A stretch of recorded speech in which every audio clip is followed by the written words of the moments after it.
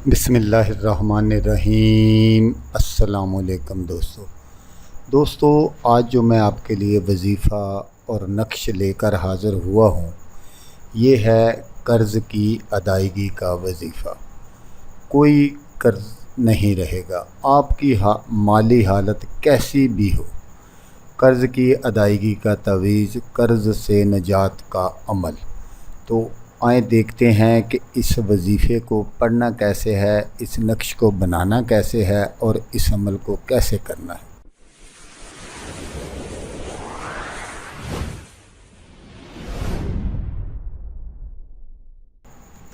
तो दोस्तों, जब कोई कर्ज़दार हो जाए तो 13 बार हर रोज़ सूरत अल इमरान पढ़ा करें, तो इंशाअल्लाह अल्लाह पाक गैब से कोई ऐसा सबब पैदा फरमा देंगे जिससे इसका कर्ज़ा दूर हो जाएगा।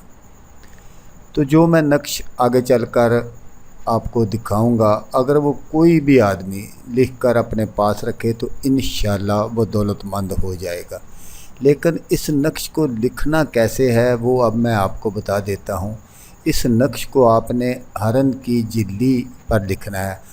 हरन की जिल्ली जो है वो पंसारी की दुकान से आसानी दस्तयाब हो जाती है, और अंगूठी के नगीने के नीचे रखकर अंगूठी अपने हाथ में पहन लेनी है।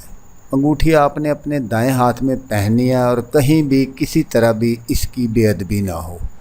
तो दोस्तों, दूसरी जो अहम बात मैं आपको बताना चाहता हूँ वो ये है कि जब भी आप कोई वजीफ़ा करें या इस तरह का कोई अमल करें तो आप 5 वक़्त नमाज की पाबंदी ज़रूर करें, क्योंकि नमाज पढ़ेंगे आप, वैसे भी नमाज की पाबंदी किया करें।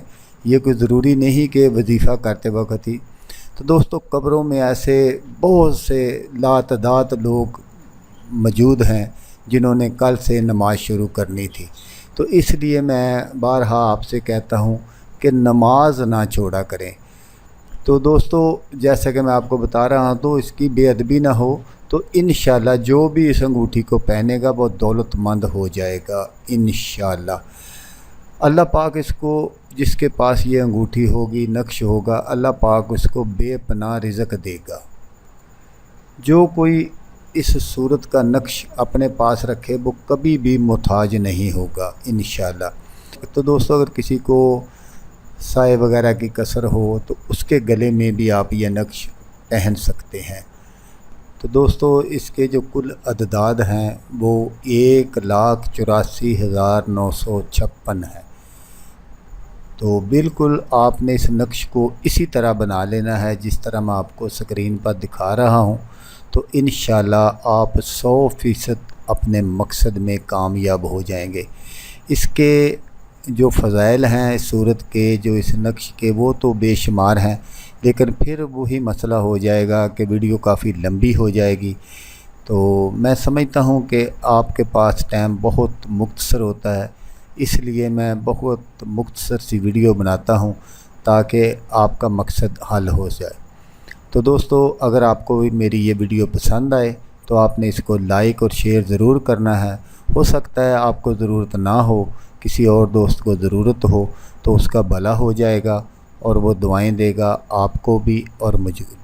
तो दोस्तों, जैसा कि मैं आपको हमेशा कहता हूँ, इस बार भी कहूँगा कि आपने इस वीडियो को देखा, उसके लिए आपका शुक्रिया।